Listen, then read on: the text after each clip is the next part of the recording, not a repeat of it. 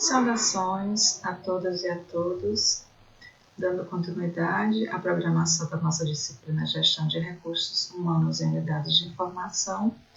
Trataremos hoje do planejamento estratégico para a gestão de pessoas em unidades de informação.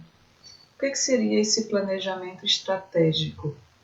Como é que ele se constitui? Qual o objetivo dele? O que é preciso fazer para se criar, se caracterizar, se definir, se produzir o planejamento estratégico em uma unidade de informação. Ele é utilizado, por exemplo, para aumentar a competitividade da instituição, da organização e se destacar perante os usuários, os consumidores daqueles produtos e serviços, também para se destacar diante da concorrência. Além disso, também é muito importante pensar o planejamento estratégico para a gestão de pessoas, para identificar problemas e, por consequência, ações que podem ser implementadas, pensadas para solucionar esses problemas. Então, a leitura para essa aula de hoje, ela já está no SIGA-A. Qualquer dúvida, vocês entrem em contato comigo para a gente conversar a respeito, tá bom? Além da nossa aula Tira Dúvidas, eu me refiro ao material que está no SIGA-A indicativo para essa aula. E se vocês tiverem alguma dúvida em relação a como acessar esse material, vocês entrem em contato comigo. Então, assim, estratégia. Eu trago duas fotos aqui para vocês, são fotos que estão em domínio público, que demonstram caminhos. Então, que caminhos seguir? Quais são os caminhos que eu devo seguir para alcançar o que eu desejo dentro da minha instituição, dentro da minha organização? Eu tenho como meta atingir X coisas. Então, o que eu devo fazer pensando nos objetivos futuros da organização? Que metas eu devo traçar? Que tipo de planejamento eu devo fazer? Por exemplo, curto prazo, médio prazo, longo prazo. Que ações eu devo começar a delinear para que eu alcance esses objetivos, são os objetivos institucionais. Então, por meio do planejamento estratégico de gestão de pessoas, é possível entender e reconhecer, aí isso remete muito à gestão por competência, como a gente já havia mencionado em outras aulas, porque ela procura isso, procura reconhecer e entender o potencial das pessoas, o potencial dos meus colaboradores. Para quê? Para que as capacidades, as competências deles sejam realmente aproveitadas, pensando em alcançar justamente esses objetivos futuros da organização. Tá? Minha voz está um pouco estranha porque eu ainda estou passando por uma crise de rinite alérgica, então vocês vão perceber que em alguns momentos eu não consigo deixar a voz fluir, tá bom? Então, por meio do planejamento estratégico, é possível se pensar nesses objetivos futuros e, para isso, pensar, refletir, se questionar, isso obviamente junto com a equipe, né? Como chegaremos a isso? Como chegaremos a alcançar essas metas, a alcançar esses objetivos institucionais? Então, eu trago essa figura também de domínio público. Muitas estão em língua inglesa, mas aqui a gente consegue entender, né? Vem da ideia do planejamento, da estratégia para se alcançar o sucesso.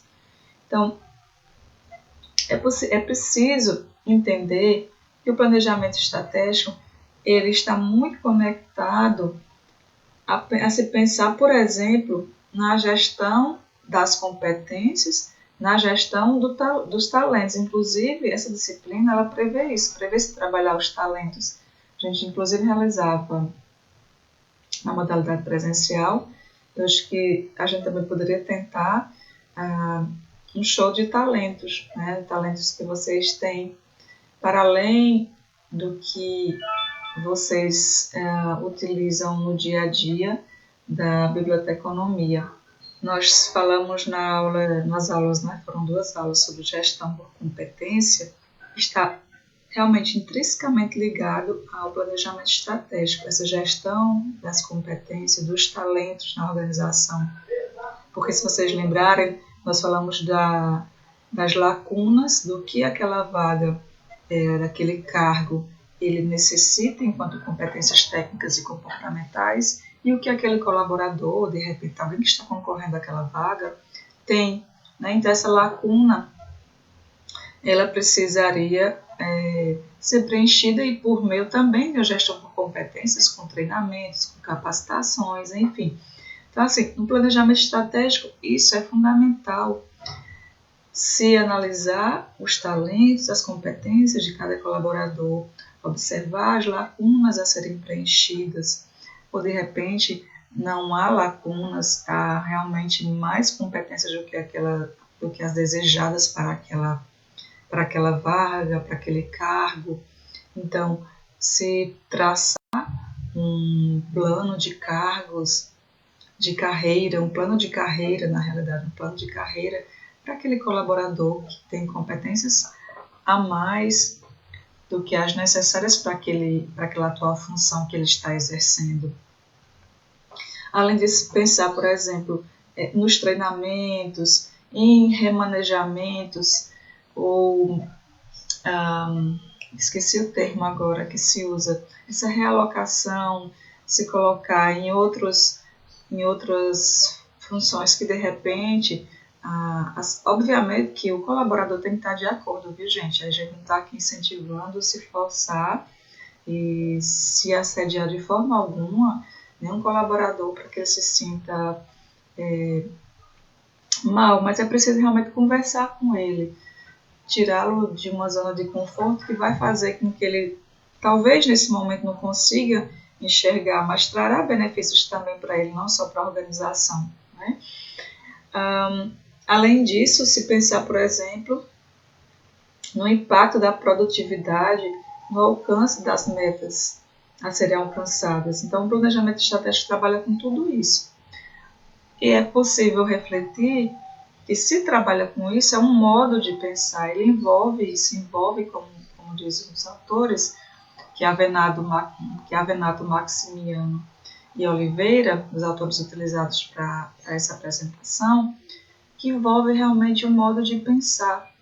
E por isso que é preciso se indagar constantemente, se questionar o que será feito, de que forma, como, quando, porquê, onde será feito.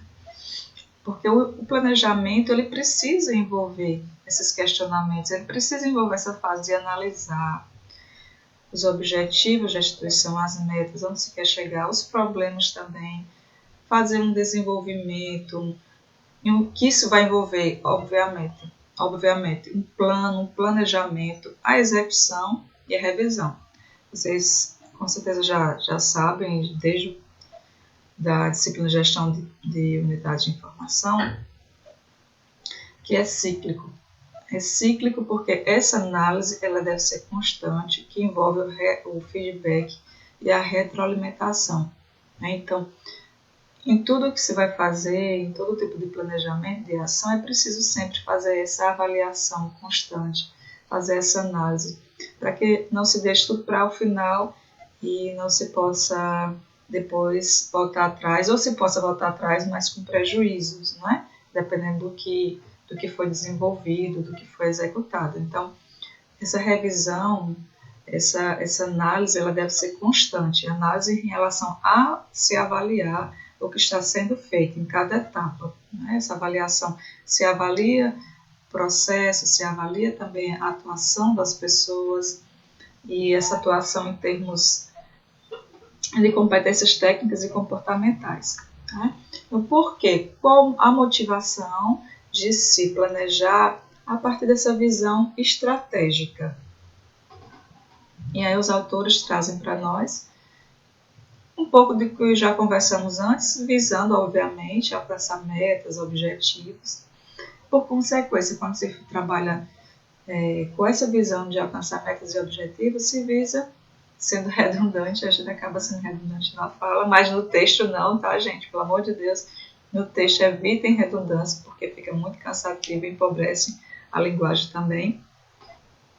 Fortalecer o potencial da organização, fortalecer a organização perante os consumidores, os usuários, os clientes, enfim, perante a sociedade, perante aquele nicho mercadológico, perante os concorrentes também, proporcionar uma visão do todo, do conjunto, compreender a organização, os setores que a compõem, mas a organização como um todo, a missão, a visão, que essa organização ela tem o seu âmago e também que ela propaga para a sociedade. O planejamento estratégico, essa visão estratégica também proporciona se agilizar as decisões e melhorar a comunicação. Nós sabemos que, por vezes, há instituições que trabalham com o que se diz de apagando incêndios diariamente. É necessário fazer um planejamento? Se custa? Sim, se custa tempo, se custa refletir, se custa recursos, mas depois se aproveita de tudo que está aqui, né? De realmente ter decisões tomadas de forma ágil, se melhora a comunicação, aumenta essa capacidade de tomar decisões e promover uma consciência coletiva, de se evidenciar uma direção única de se alcançar a missão, a visão, os objetivos institucionais, não individuais. Por isso que é tão importante se trabalhar essa consciência coletiva, se analisar, se trabalhar o clima e a cultura organizacional.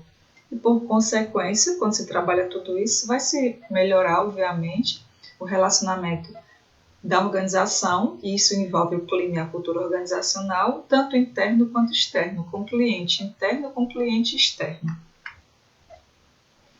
Por isso que o planejamento é um processo permanente, não se dá para pensar, eu vou fazer esse planejamento agora esse ano e pronto. Não, é realmente um processo constante, você tem que fazer sempre essa avaliação, essa retroalimentação, se fazer reuniões constantes para se analisar de que forma o que está sendo planejado, os planos, que aí os planos realmente são resultados de documentos, estão sendo executados, se está sendo alcançada a meta de acordo com o cronograma que foi estabelecido.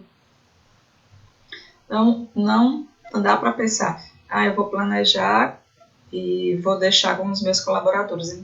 O gestor ele tem que fazer um acompanhamento de perto, um acompanhamento constante, não esquecer.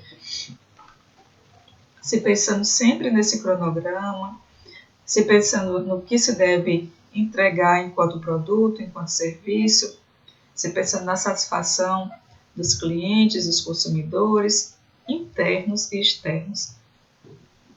Dentro da organização, é preciso se pensar em como é que está a harmonia entre os setores, entre os colaboradores, porque isso vai repercutir no que se entrega como produto final para um consumidor. Então, o planejamento envolve isso, essa árvore de capacidades e características, de competências, né, de planejar, de se trabalhar em equipe, de se ter esses planos, esses documentos que indiquem, que mostrem se estamos realmente no caminho certo, visando atingir os objetivos institucionais.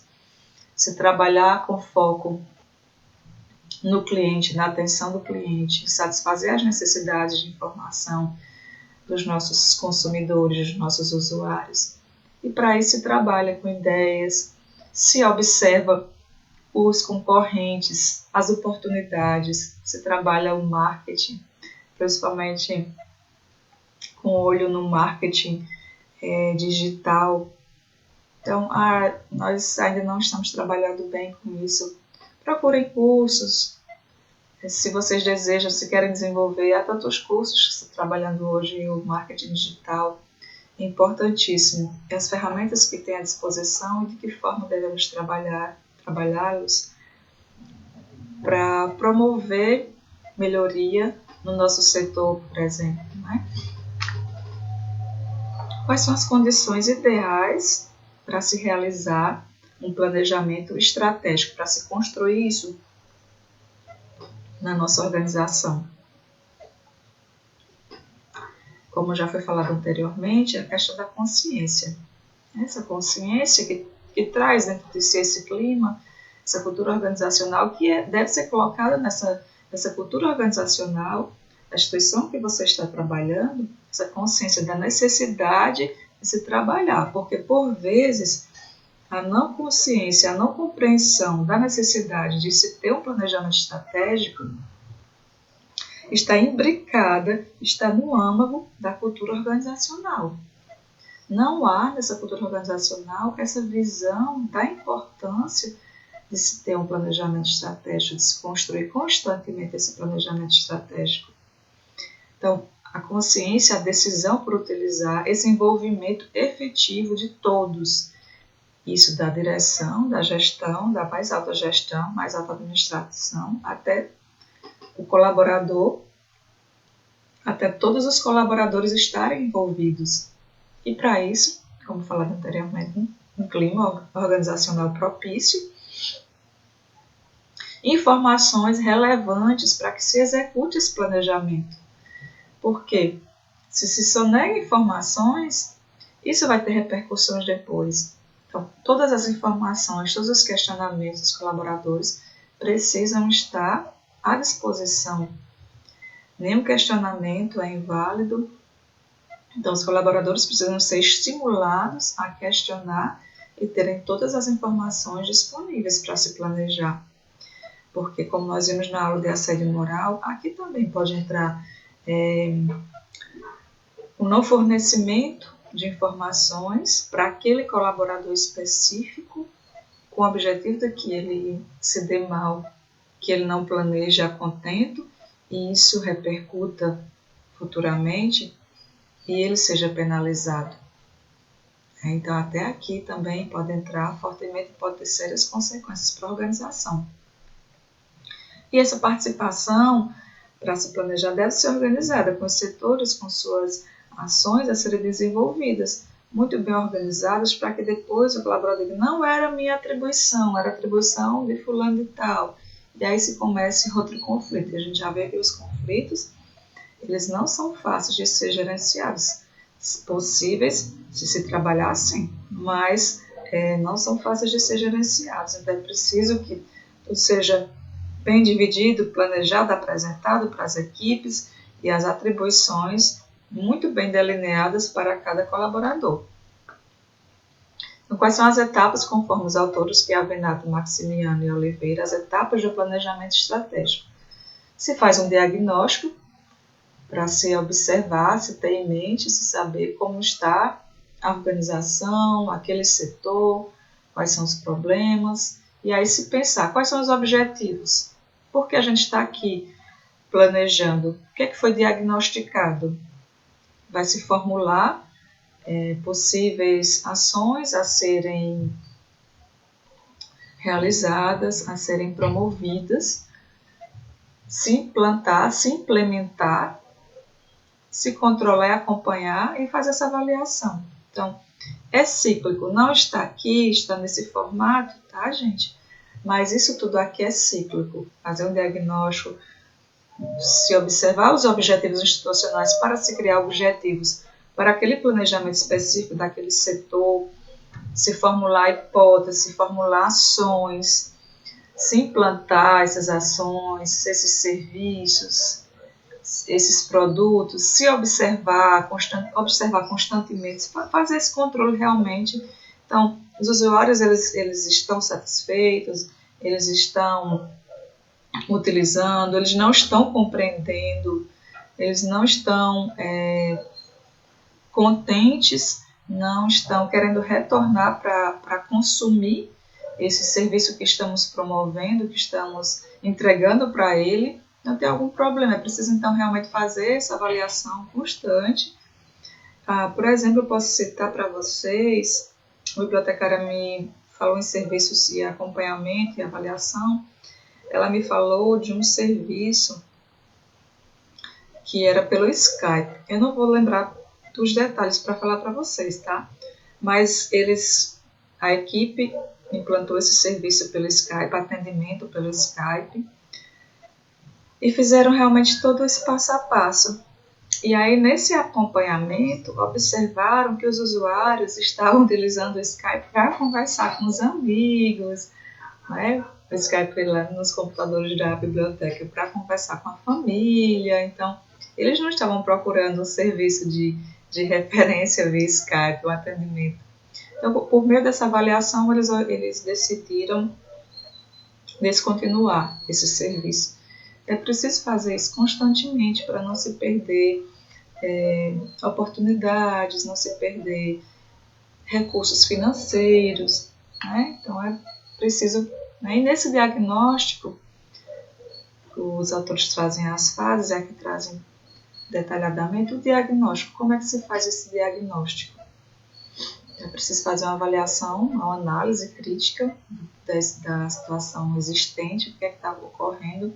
No caso desse serviço por Skype, observou sua necessidade de que o setor não tinha tanto pessoal, como se observou uma demanda constante, uma demanda que aumentou, mas que não tinha, de repente, o pessoal necessário para um atendimento presencial. Por isso que eles decidiram criar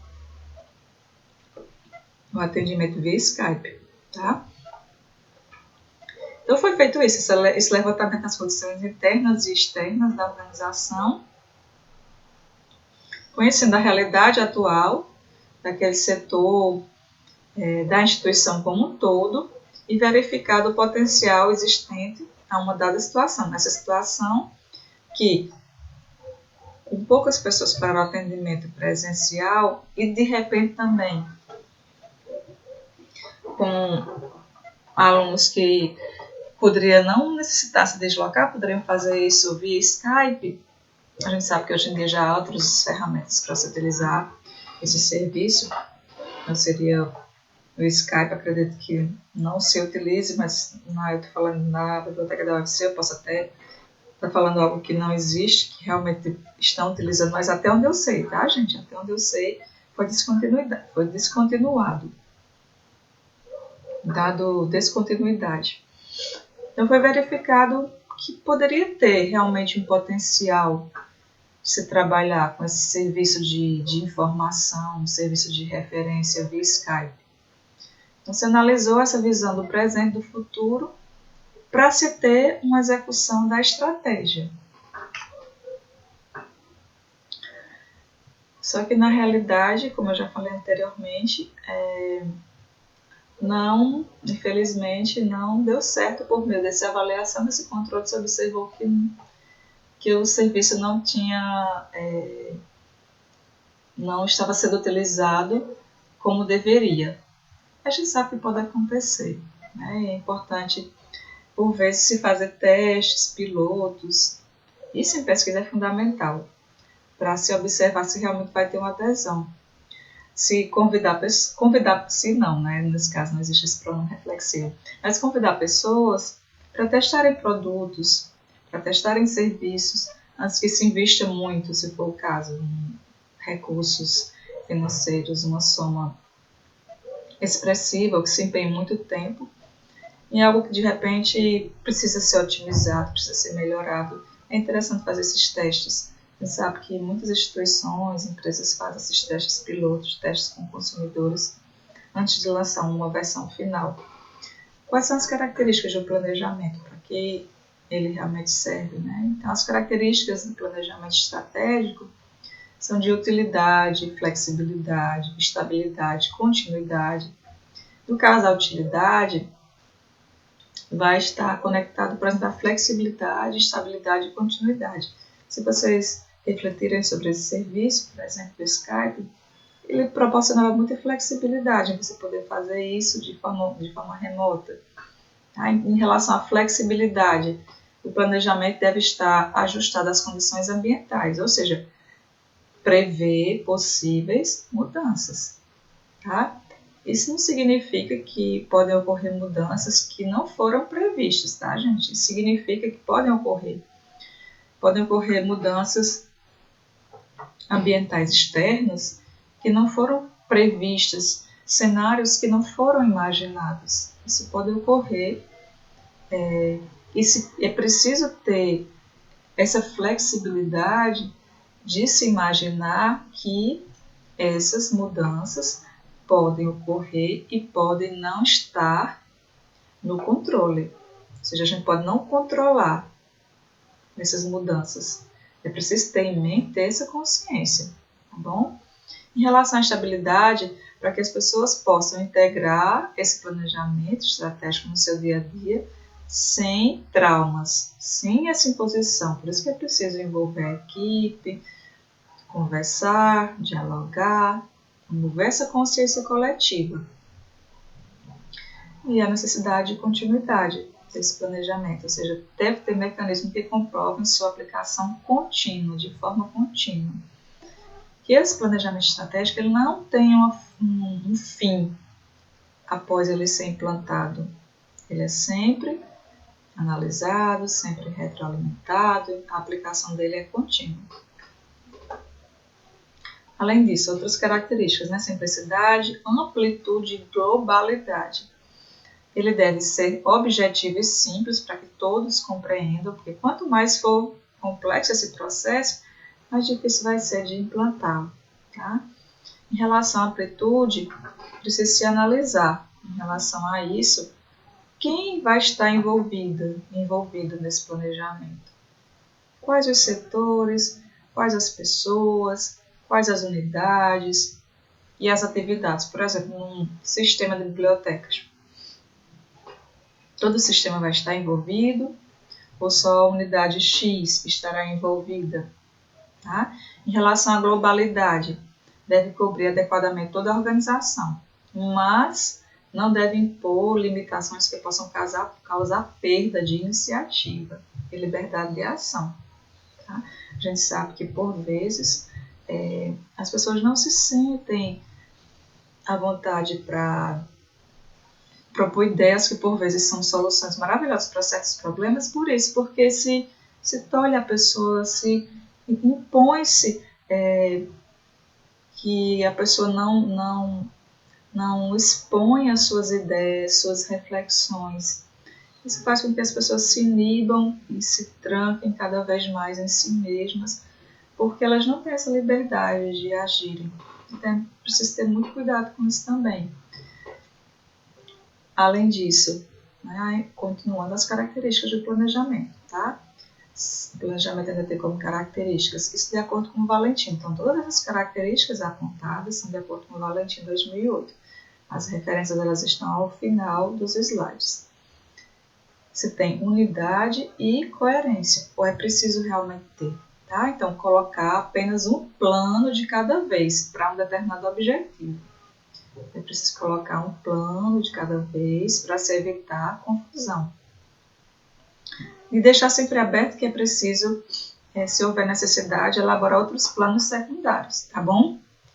Em relação à coerência, cada unidade da organização é relacionada e dependente de outras unidades. Isso também é preciso colocar bem na cultura organizacional. Essa dependência, essa inter-relação, esse diálogo constante entre os setores, entre as unidades administrativas, que é para se alcançar um objetivo maior. Tá? Então, cada uma delas vai ter seus planos, suas ações, mesmo dentro de um sistema. Você tem um sistema que está dentro de um sistema maior, por exemplo, a universidade. A universidade tem seu planejamento, tem seus objetivos. Então, o sistema de bibliotecas vai ter que seguir e as unidades que a formam também. E os setores que formam cada unidade também. Tá? Então, é preciso ter os planejamentos próprios, ações específicas, mas visando essa sintonia entre o global, entre os objetivos institucionais. Um modelo de planejamento integrado. Ele visa o quê? Integrar, já está dizendo o nome, não é? O planejamento estratégico da organização com o planejamento estratégico da gestão de pessoas. Então, tem um planejamento estratégico da gestão de pessoas e ele precisa realmente estar conectado com o da organização. Do ponto de vista do fluxo interno, o planejamento de gestão de pessoas leva em conta a composição mutável da força de trabalho da organização, acompanhando as entradas e saídas de pessoas, bem como a movimentação. Então, tudo que vai ocorrer dentro da organização, e aí envolve admissão, né, demissão, desligamento, licença, saúde, transferência, afastamento, tudo isso precisa realmente estar conectado com o planejamento da organização, o que está ocorrendo dentro da organização. É importantíssimo esse planejamento de gestão de pessoas, porque, como nós já conversamos em outras aulas, são as pessoas que fazem a organização, a instituição.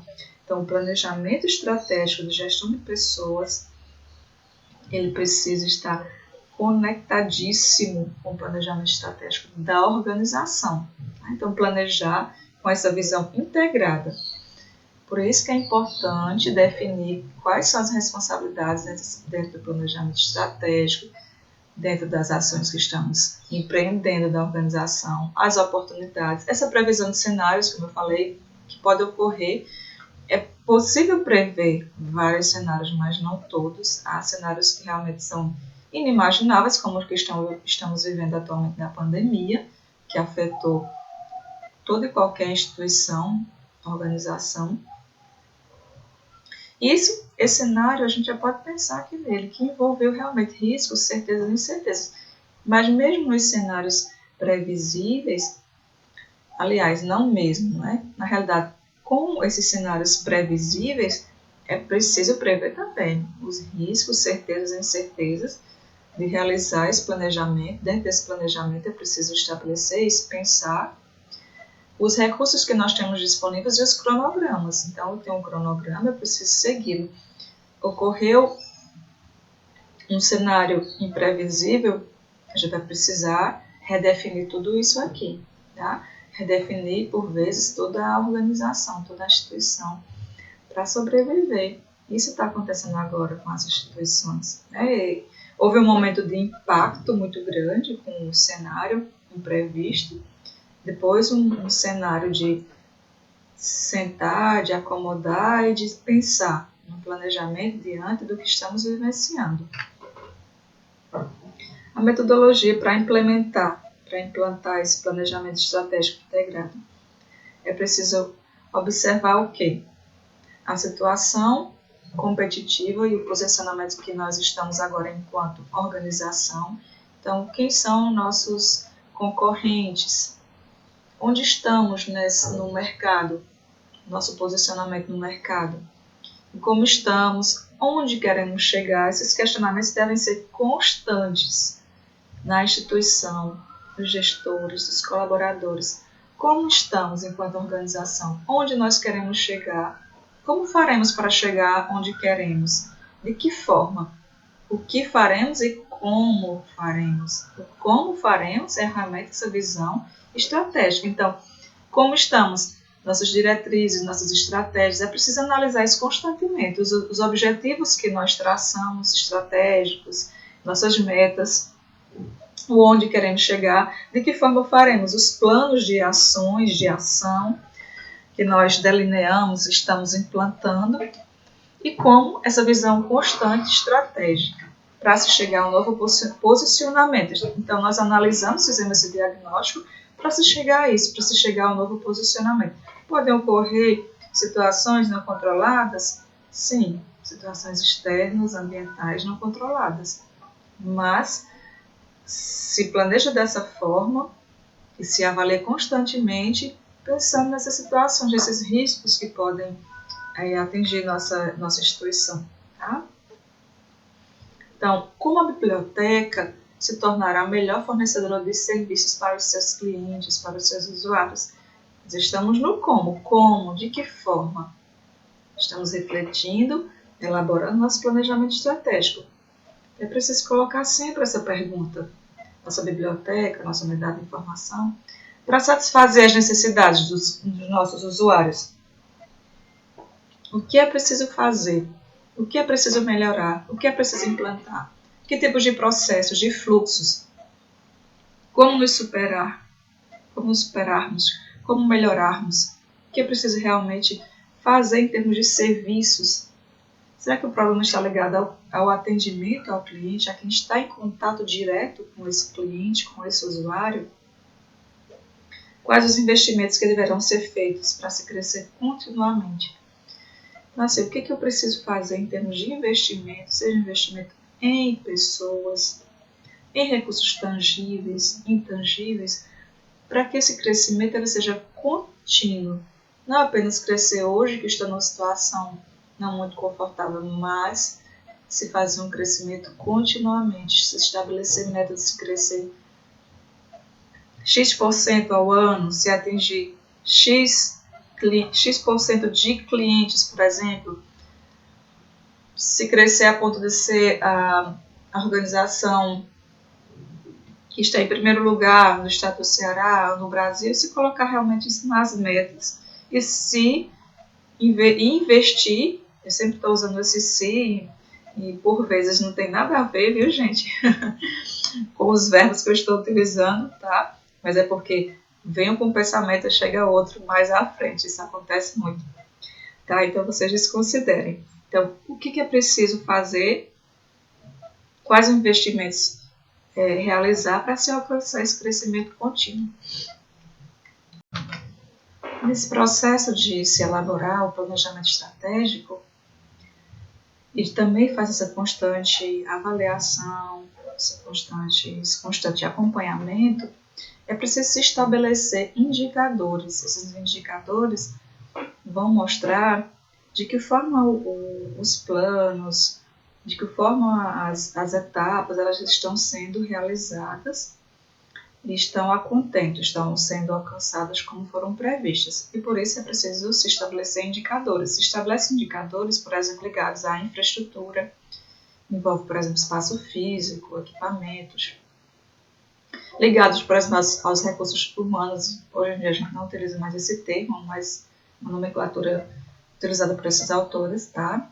Então, ligadas às pessoas, à liderança, treinamento, capacitação, ligadas também ao trabalho realizado de forma diária, quais são os processos e métodos, serviços que estão sendo utilizados diariamente para se trabalhar esse planejamento, e também ligados ao ambiente externo. E, obviamente, sempre ao ambiente interno, porque tudo isso que foi falado é o ambiente interno. Então, mas externamente, como está a imagem da nossa instituição perante a comunidade externa? Ela passa essa imagem realmente de credibilidade, de aceitação, de confiança perante a comunidade? Diante de tudo isso, é preciso se pensar, mas como é que eu faço esse planejamento estratégico a partir de tudo que foi refletido aqui? De que forma eu realmente coloco ele em prática? Há diversas ferramentas, né? Mas, por exemplo, é preciso motivar os colaboradores. Se eles não estiverem motivados, obviamente que eles não vão querer, digamos, entrar nessa empreitada, desse planejamento, tá? Não vão querer fazer as ações ou seguir o cronograma. Podem até querer, mas não se sentem motivados. Então, é preciso realmente motivar os colaboradores, observar o que deixa esses colaboradores motivados. Isso é preciso que o líder faça isso, porque ele conheça bem cada colaborador para motivá-los. Então, se você tem um local de trabalho com uma cultura organizacional, um clima organizacional que deixa as pessoas motivadas, confortáveis, é preciso dar continuidade. E aí a preocupação não vai ser tão grande como um ambiente que você tem um clima organizacional pesado, que faz com que as pessoas não se sintam felizes, não se sintam recompensadas, não se sintam reconhecidas. Aí realmente é preciso trabalhar isso antes para deixá-las motivadas. Também cuidar da comunicação. Nesse processo de motivação, se cuida também dessa comunicação. Como eu estou me dirigindo, como eu estou me reportando, como eu estou me comunicando com os meus colaboradores? De que forma a informação chega até eles, até os meus colaboradores, até a minha gestão também? Eu posso ter uma gestão superior. Será que há ruídos nessa comunicação? Para que eles trabalhem ativamente na instituição, é preciso observar essa comunicação. Será que eu os trato de forma respeitosa? Será que eu os trato de forma que eles se sintam temerosos, se sintam assediados? Eu preciso fazer por isso que a liderança, a gestão precisa fazer uma autocrítica, uma autoavaliação constantemente. É preciso também, nesse processo de motivação, cuidar do bem-estar dos colaboradores. Então, o que é preciso fazer para que eles tenham esse bem-estar proporcionado? É preciso trabalhar, por exemplo, a questão salarial. Será que é isso? Será que a instituição pode agora proporcionar essa questão salarial para os colaboradores? Outro tipo de reconhecimento. De repente, se trabalhar no desenvolvimento, nas capacitações, nas competências desses colaboradores, motivando eles de forma individual, melhorando o índice de desempenho de cada um, investindo em treinamentos. Então, como nós vimos na gestão por competência, é importantíssimo esse investimento. E para isso, é preciso se trabalhar, se analisar, fazer esse levantamento, esse mapeamento de competências, se conversar muito com os colaboradores para se chegar a ter realmente sucesso no planejamento estratégico. Então, é preciso realmente nunca parar de estudar. Isso deve estar na cultura organizacional, gente. Isso deve ser propagado, incentivado dentro da instituição, que ninguém nunca pare de estudar, precisa desse desenvolvimento constante. Confiar em si mesmo, proporcionar isso, essa motivação de se confiar em si mesmo, que você é capaz de fazer, tudo é possível, que realmente você pode, e pensar positivo, mas é preciso que isso venha da gestão superior, venha dos gestores, porque não adianta o gestor ele disseminar isso e ele não seguir, tá? Então é preciso realmente procurar formas de se motivar os colaboradores para se alcançar esse planejamento estratégico. Espero que todos vocês estejam bem, com saúde e até a próxima.